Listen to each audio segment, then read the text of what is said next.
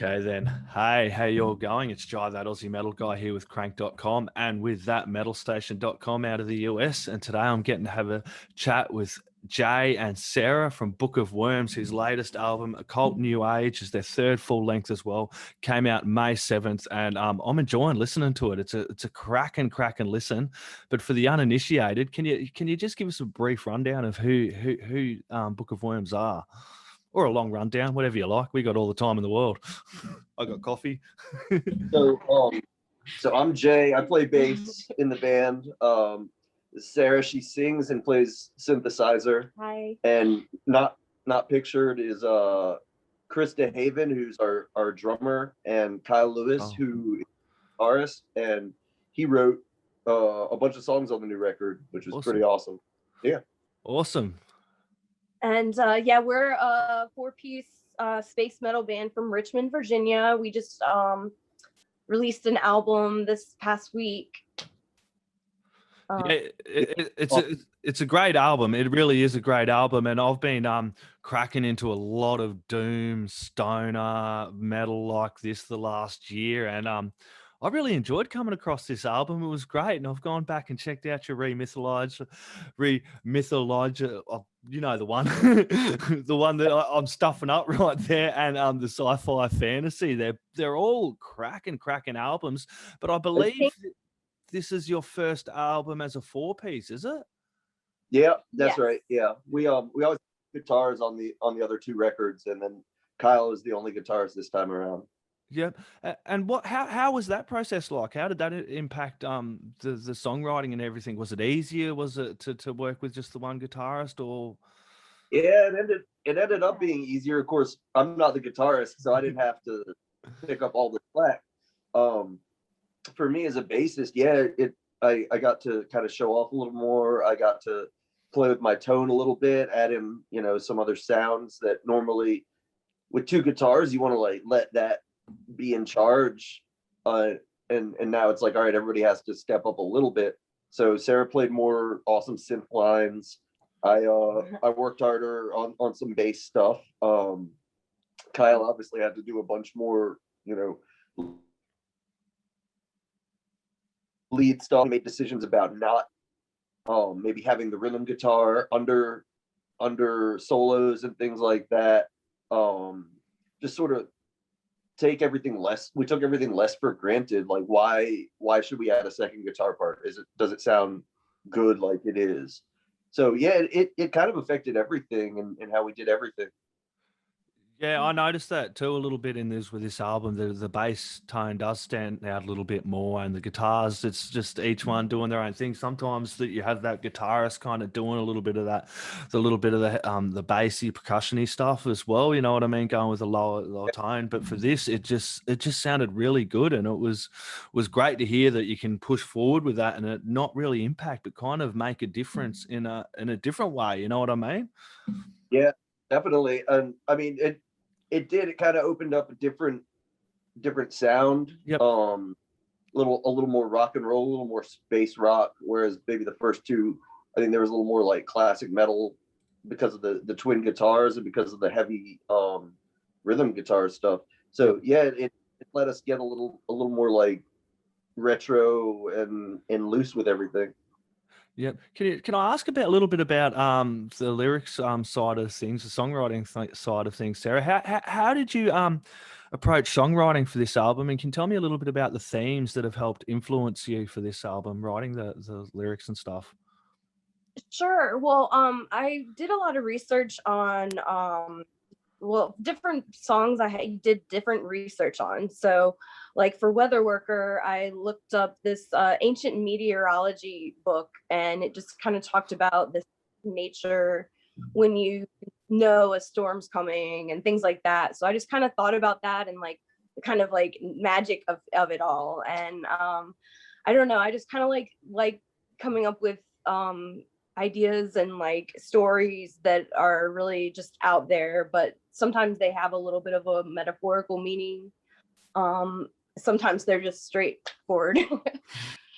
and then on Kana Hora, she was looking up, like, and she can tell you more about it, but that's all about like I guess Yiddish and Jewish folklore and the evil eye, and so she was like reading about like, you know, ancient folklore. And Yes. Basically it was just it's basically like a way of reminding yourself not to like brag about stuff, because it can be taken away pretty easily, and you don't really know who's watching and listening, and who can, you know, take it away from you, and that kind of thing. So it was kind of eerie, but it's also like folklore that is kind of rooted in so that was pretty cool. And let's see, the I guess meteoric dagger is just kind of a metaphorical idea of what your purpose in life can be like, and somehow it can kind of sometimes save you and save your life, because you found it. You finally found, you know, that thing that makes you you, and drives you, and makes you your whole self. Yeah, and can I ask the Jay about the instrumental side of things? Can you tell me a little bit about the fucking making of the tracks first? Because you would have sat down there and done all that first, eh? yeah, definitely. So and we went, you know, pretty much 100% live, you know, which was a little hard with the coronavirus, but you know, it was a big room and we're all kind of far, you know, far away from each other and all of that. But you know, so it's drums, bass, and guitar, no click. If you listen to that, you can probably tell there's no click. We just, you know, we really wanted like a rock performance. So it's just the three of us in the room. I think Sarah wasn't even in the room with us, and we would do the take until Chris said he was happy with the drums on that give and take. And if I didn't feel like I screwed something up, hold on, sorry. If I didn't feel like I screwed anything up on bass, you know, that'd be the keeper, and then Kyle would go in and double. You know, after we had done all the songs, he'd go in and double his guitar parts, and then do his solos. And then Sarah came in and did the synth and the vocals, you know, after the fact. But yeah, for the most part, I think the rhythm track is all just live, no overdubs or anything like that. I like that sound too. There's this band called Beaten to Death out of Europe. It's like a grindcore band that does the same thing with their albums when they record, and it just sounds unreal. And it's funny how these conversations come in circles for me. I'll be chatting to bands all over the world, and this week they kind of subject matters kind of it's kind of creepy how they just pop up in a weird way. Coincidentally, it's like the fourth band I think I've talked to this week that have gone, look, we just want to rip the album out, no click tracks. We just want that raw, gritty sound to it that just takes you on that journey and is unreal, and not over producing it. And it's what you see is what you get, you know? Yeah, definitely. Love that. It's just more raw, and just you can feel the energy more.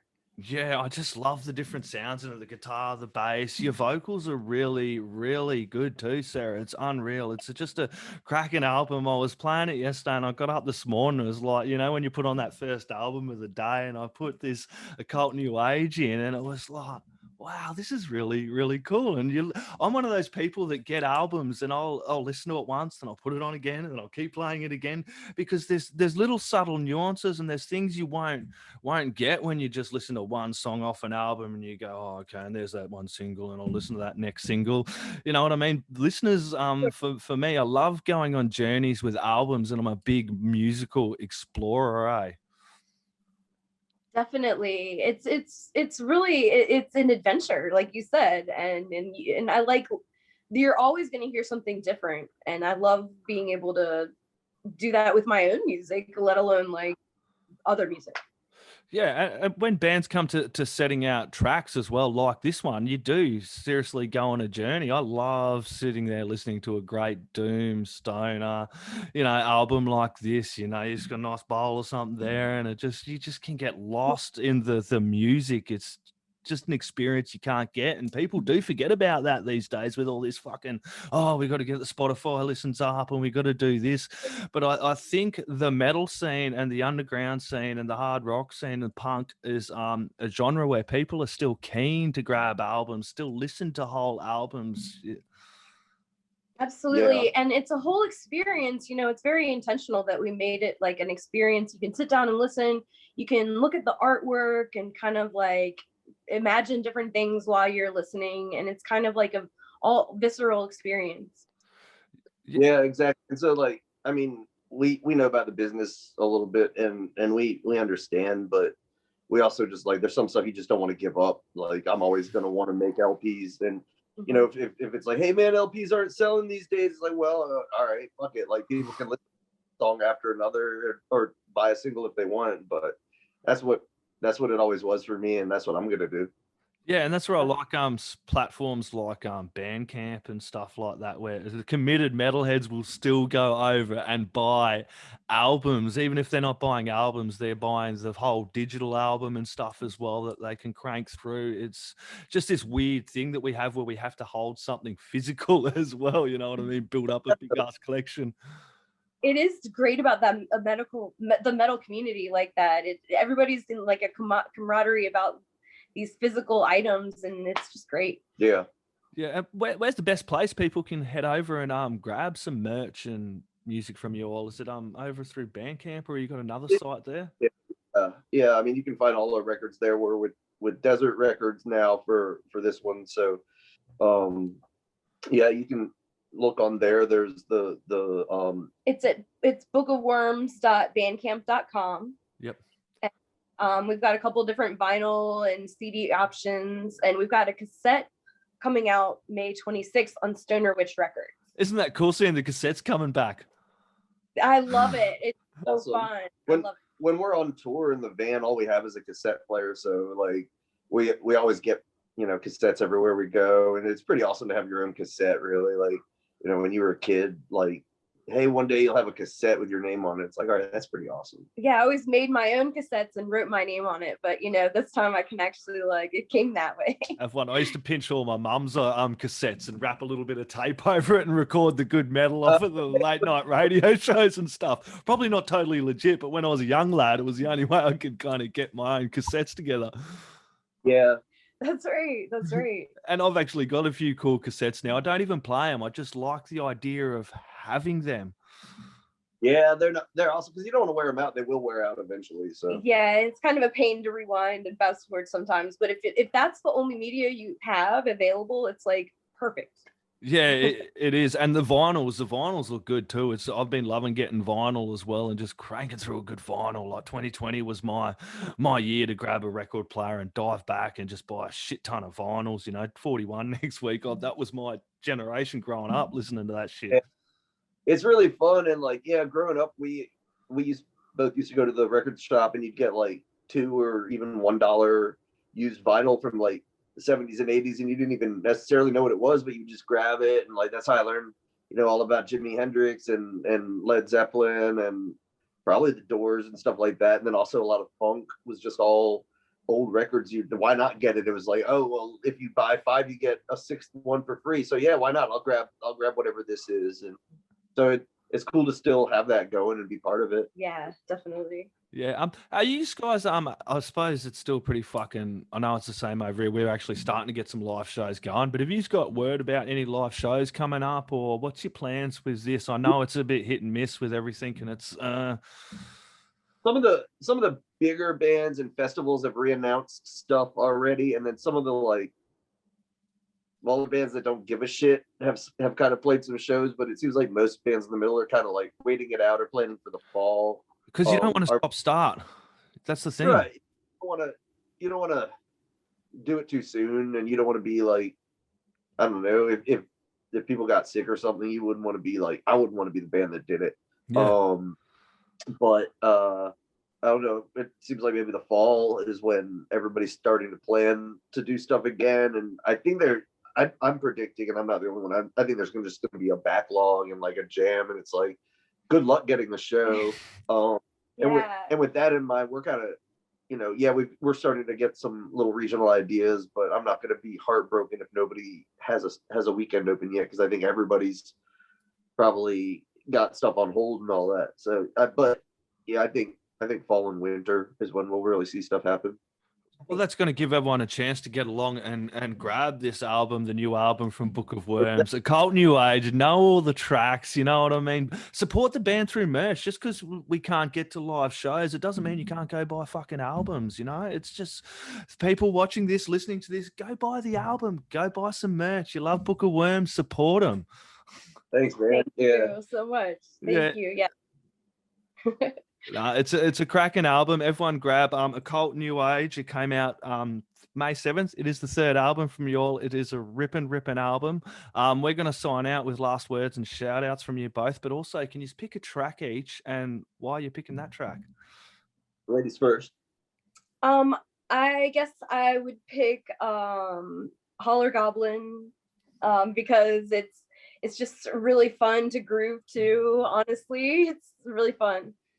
I'm gonna pick Colossal Yield, which is one of the ones Kyle wrote, and it's like our fastest one, and kind of thrashy, and it's about a weed plant that won't stop growing, and yeah, I wouldn't mind that. But it's like kind of like in that movie Akira, where it just won't stop growing and it has like a mind of its own.